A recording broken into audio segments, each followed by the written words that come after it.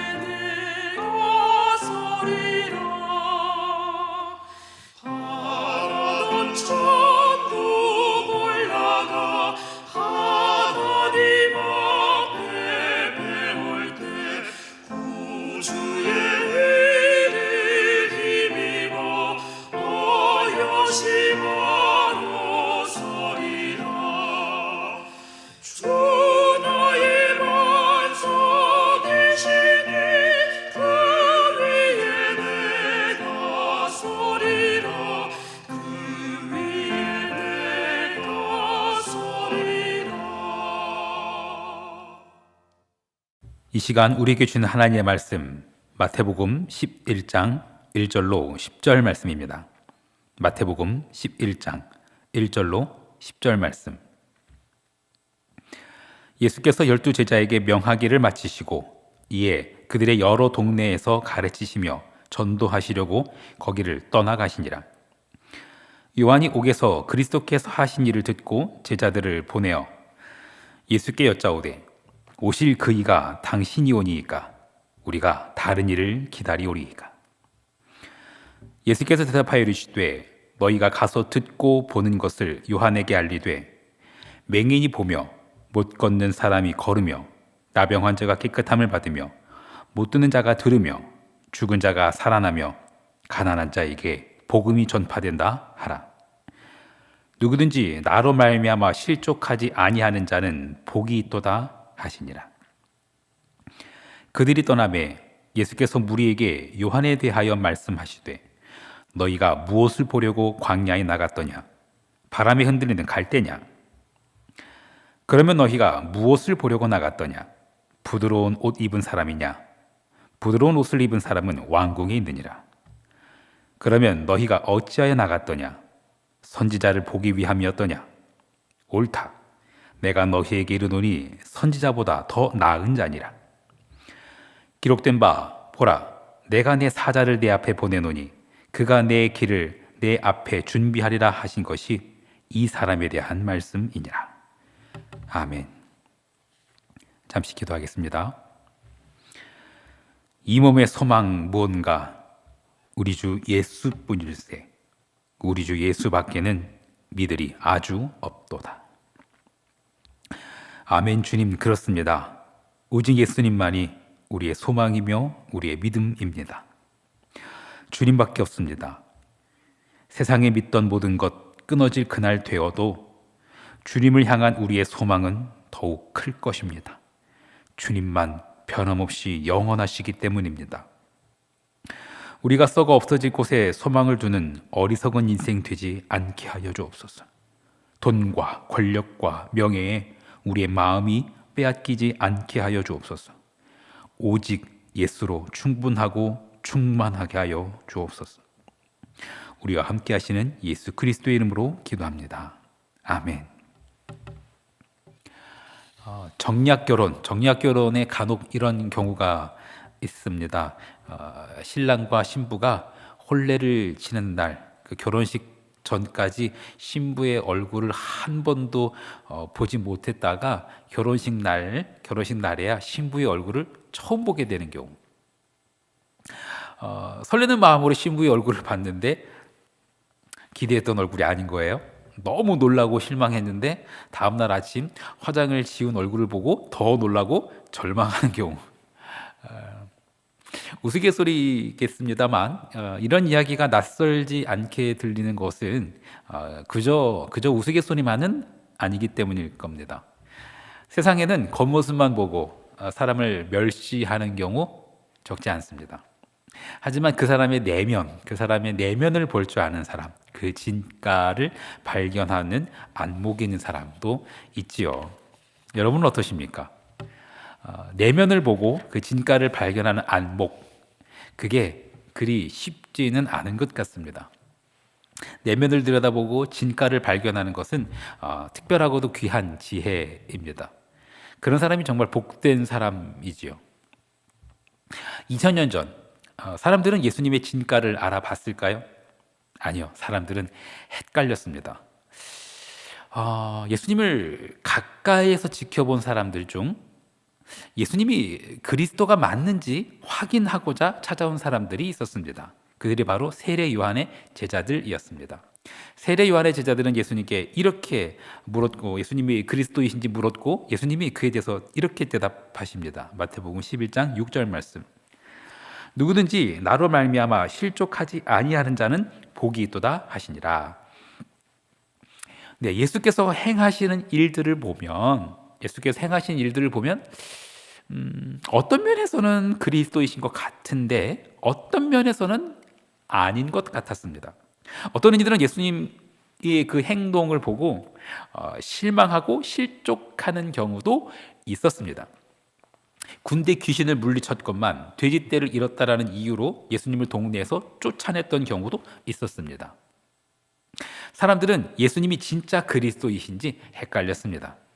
세례 요한의 제자들은 예수님께 이렇게 물었습니다. 11장 3절. 예수께 여짜오되 오실 그이가 당신이 오니까 우리가 다른 일을 기다리오리까. 예수님의 앞길을 예비했던 요한, 예수님께 세례를 베풀었던 그 세례 요한, 예수님께서 세례 받으실 때 성령이 비둘기같이 임했던 것을 목격했던 요한, 그는 예수님께서 그리스도이심을 확신했습니다. 마태복음 11장 2절에 보면 이렇습니다. 요한이 옥에서 그리스도께서 하신 일을 듣고 제자들을 보내요. 그리스도께서 하신 일, 예수께서 하신 일이라고 기록하지 않았습니다. 그리스도께서 하신 일. 예수님께서 행하신 일들이 예수님이 그리스도이심을 분명하게 증명하고 있었습니다. 세례 요한은 예수께서 그리스도이심을 확신했습니다. 하지만 세례 요한은 지금 감옥에 갇혀 있고 언제 죽을지 모르는 상황입니다. 세례 요한은 자기의 제자들이 예수님을 그리스도로 믿고 따르기를 바랬습니다. 그래서 제자들을 예수님께 보냅니다. 확인하고 와라. 세례 요한의 제자들은 예수님께 물었습니다. 오실 그이가 당신입니까? 우리가 다른 사람을 기다려야 합니까? 예수님께서 이렇게 대답하십니다. 5절 말씀. 맹인이 보며 못 걷는 사람이 걸으며 나병 환자가 깨끗함을 받으며 못 듣는 자가 들으며 죽은 자가 살아나며 가난한 자에게 복음이 전파된다 하라. 너무 좋은 말씀이죠. 좋은 말씀입니다. 그런데 뭔가 아쉬운 부분이 있습니다. 구약에 능통했을 세례 요한, 그리고 세례 요한의 제자들 역시 구약에 능통했을 것입니다. 그들이 듣기에는 뭔가 아쉬운 부분이 있었습니다. 그들이 구약을 통해서 배운 메시아의 역할, 메시아의 소명은 이런 것이었습니다. 이사야 61장 1절. 주 여호와 영이 내게 내리셨으니 이는 여호와께서 내게 기름을 부으사 가난한 자에게 아름다운 소식을 전하게 하려 하심이라. 나를 보내사 마음이 상한 자를 고치며 포로된 자에게 자유를, 갇힌 자에게 노임을 선포하며. 가난한 자에게 복음 전파되는 것도 좋긴 좋은데 포로된 자에게 자유를, 갇힌 자에게 노임을 선포하는 일, 그 일이 왜 안 이루어지느냐 말입니다. 세례 요한이 헤롯에 의해서 감옥에 갇혀 있는데 왜 풀려나지 않느냐 말입니다. 로마의 압제는 도대체 언제 끝나냐 말입니다. 예수께서 그리스도이시면 왜 이런 일들이 일어나지 않느냐 말입니다. 그게 세례 요한의 제자들이 품고 있던 질문이었습니다. 세례 요한의 제자들이 떠난 후 예수님의 제자들에게 이렇게 말씀하십니다. 7절 말씀. 그들이 떠나매 예수께서 무리에게 요한에 대하여 말씀하시되 너희가 무엇을 보려고 광야에 나갔더냐? 바람에 흔들리는 갈대냐? 세례 요한을 지칭하는 표현이 바로 광야에 외치는 소리입니다. 광야에서 외치는 자의 소리. 예수님께서 무엇을 보려고 광야에 나갔냐라고 물으십니다. 그런데 이걸 말씀하세요. 바람에 흔들리는 갈대였냐? 갈대. 여러분, 갈대 이건 뭘까요? 우리나라 말로는 그 지갑에 아주 그냥 배춧잎이 두둑해. 이 얘기는 지갑에 돈이 많다는 얘기죠. 만 원짜리 색깔이 배춧잎 색깔이랑 비슷하니까 우리나라 사람들이라면 다 배춧잎 하면은 만 원짜리 이렇게들 이해합니다. 또 우리나라 동전에는 50원짜리에는 벼이삭이 주조되어 있듯이 세례 요한이 옥에 갇혀 있던 시대, 그 시대는 헤롯이 주조했던 동전, 그 동전에 갈대가 있었습니다. 너희가 무엇을 보려고 광야에 나갔더냐? 바람에 흔들리는 갈대냐? 이 말씀은 쉽게 말해서 너희들이 돈 구경하려 광야에 나갔느냐? 라는 말씀이기도 합니다. 그리고 예수님은 계속해서 또한 이렇게 질문하십니다. 8절 말씀. 그러면 너희가 무엇을 보려고 나갔더냐? 부드러운 옷 입은 사람이냐? 부드러운 옷을 입은 사람들은 왕궁에 있느니라. 갈대가 돈을 의미한다면 부드러운 옷은 왕궁에 있는 사람들을 상징합니다. 권력을 말하죠. 헤롯 안티파스, 그는 돈과 권력의 정점에 있는 사람이었습니다.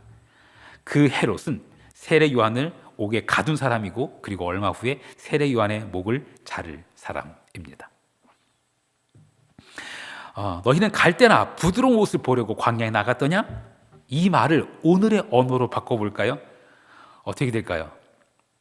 너희들은 잘 먹고 잘 입기 위해서 교회 다니냐? 이렇게 바꿀 수도 있습니다.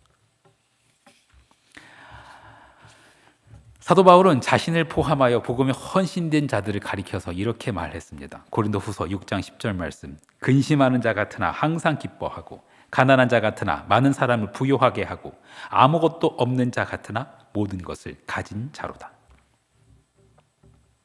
예수 믿는 자들은 그런 자들입니다.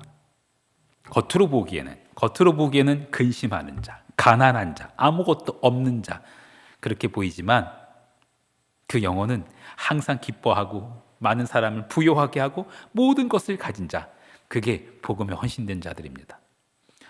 왜 그럴까요? 예수님께서 함께 하시기 때문입니다. 주머니가 두둑하고 주요 관직을 차지하고 있기에 이렇게 고백하는 것 아닙니다. 예수가 함께 하시기 때문입니다. 돈이나 권력을 소유했기 때문 아닙니다. 예수께서 함께 하시기 때문입니다. 너희는 무엇을 보려고 광야에 나갔더냐? 이게 오늘 설교의 제목이기도 합니다. 사랑하는 성도 여러분, 여러분은 무엇을 보려고 나오셨습니까? 십자가에서 돈과 권력을 보려 하십니까? 십자가 앞에 엎드리면 나 잘 먹고 잘 살게 해줄 것 같습니까? 그렇다면 예수로 말미암아 실족하게 될 겁니다. 예수님 우리에게 말씀하셨습니다. 나로 말미암아 실족하지 않는 자들은 복이 있다. 돈과 권력에 눈이 멀었던 자들이 예수 안에서 참된 소망을 발견하고 참된 희락을 발견한다면, 실족하지 않는다면 그들이 복이 있다라는 말씀입니다. 사랑하는 성도 여러분, 여러분 오늘 무엇을 보기를 원하십니까? 예수님에게서 무엇을 기대하십니까? 실족할 일 하지 마십시오. 진짜 예수님을 만나고 진짜 소망과 희락을 누리는 여러분들이 되기를 간절히 축원합니다. 주기도문하시겠습니다. 하늘에 계신 우리 아버지여, 이름이 거룩히 여김을 받으시오며 나라가 임하시오며 뜻이 하늘에서 이루어진 것 같이 땅에서도 이루어지이다. 오늘 우리에게 일용할 양식을 주시옵고 우리가 우리에게 죄 지은 자를 사하여 준 것 같이 우리 죄를 사하여 주시옵고 우리를 시험에 들게 하지 마시옵고 다만 악에서 구하시옵소서. 나라와 권세와 영광이 아버지께 영원히 싸움나이다. 아멘.